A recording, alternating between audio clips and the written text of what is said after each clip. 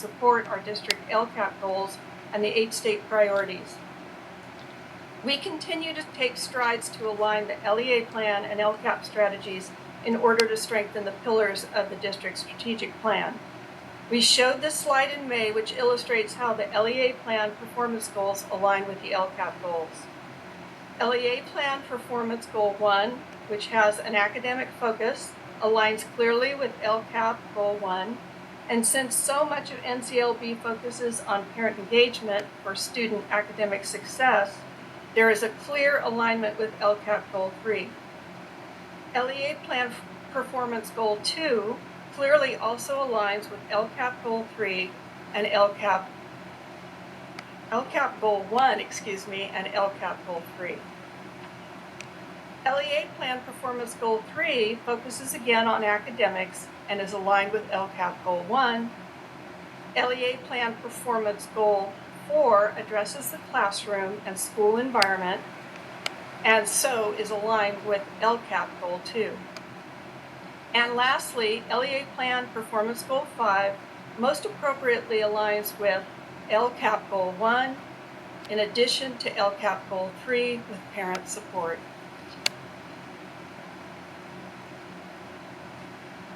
This slide shows the district initiatives supported by Title I funds.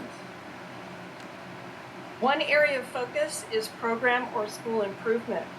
This includes NCLB mandated programs such as SES and PI School Choice, as well as other local programs to support improvements such as priority schools.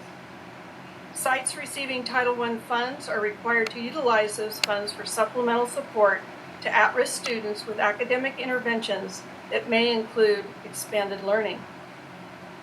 Another major focal area for NCLB is providing professional learning opportunities such as job-embedded coaching and support for teachers. Parent engagement is a required activity both for the district and for schools receiving Title I funding. Parent education programs such as the Home Visit Project, in addition to parent resource centers, provides opportunities for parents to engage and become more informed partners in their children's education. Title II supported initiatives. The Title II funds are earmarked to support the capacity building of teachers and leaders so that they are equipped to provide and support high-quality instruction in the classroom. In addition, we are required to share Title II funds with nonprofit private schools in our district attendance area and consult with them regarding their alignment with NCLB. Title III funds are used to support English learners in both their acquisition of the English language and their access and success in core content areas.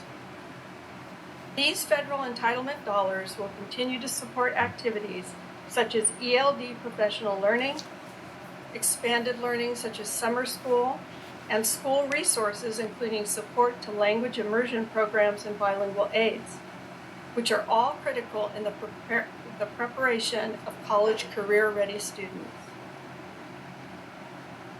The measures that we use to monitor the effectiveness of Title I, Title II, and Title III programs includes classroom observations and examining student work.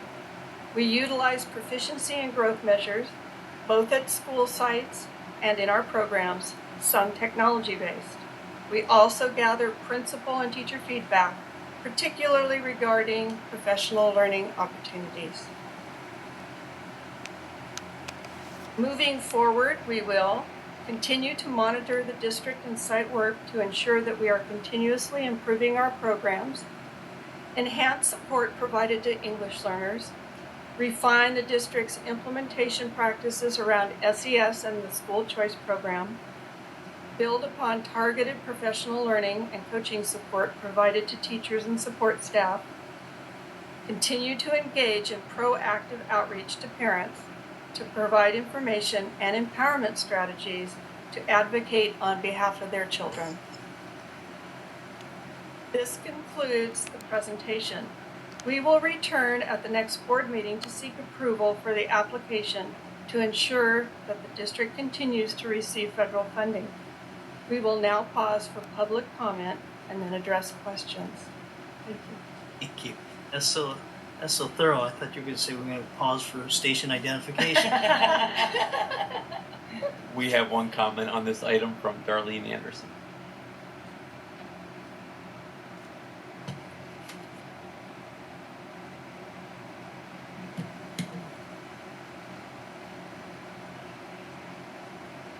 Good evening. It's amazing, but this is the only information that's provided to the public tonight. The CON app represents the single plans for student achievement at the school sites. There's no data here. There's no data about the below grade level kids and what's actually working and what's not working. It's amazing how we create schools of choice and then we allow people to attend those schools out of the area where we just closed all those schools in the South area. And those kids are going to other schools. It doesn't mean that they're being successful over there. The Title I money and the federal dollars are to ensure that students are being successful. This district has not provided any information about how well or how poorly the children who are below grade level are doing. And no matter how many times I come up here to ask about the African American student achievement, I am totally ignored. And I am totally getting disgusted. I did file a complaint with the state. I said, California, what have you done in the last 50 years or so to ensure that African American students were engaged in the process and participating in our local community? What have you done to ensure their basic education? And I filed it with the state and with the county. And they sent it back to the district and said the district is the one that's ensuring those services are happening. And then the district said, well, we get Title I and we get LCFF money. That's how we're addressing African American student achievement. And I tell you, that's not how you're addressing it, because those dollars are not connected to those students individually. And when you go to the school site and you participate at the school site council meeting, well, I guess you can't get any information about what are they actually doing to impact the student achievement at those school sites for kids who are below grade level. And so yes, they have a basic program, but if you're not achieving, then guess what? You get to go to alternative ed. And you still get to get a high school diploma, because guess what? You're going to get a certificate of completion. And guess what? Are you going to get a job? I don't think so. Because we're still sending kids to prison. And I think that we have to really hold the way our system is established accountable for student achievement, because that's what the public education system is about, achieving. And it's not happening until you bring data before the public. You're not meeting your needs. Thank you. Thank you, Ms. Anderson.